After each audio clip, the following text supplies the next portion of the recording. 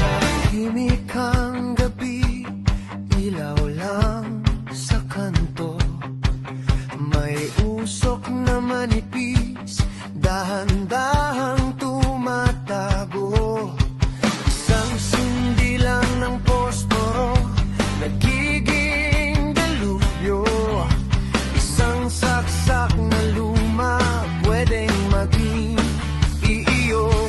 Kaya bago pa magliyab ang bawat sandali, kilalanin ang panganib, huwag basta manahimik. At kung may panganib na biglang dumating, mga bumbero ay agad darating.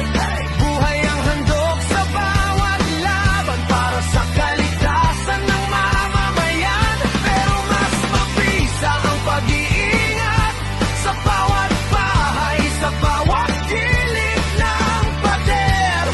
Iwas sunog, iwas luhog, takot, bantayan ang apoy sa puso at sa paligid.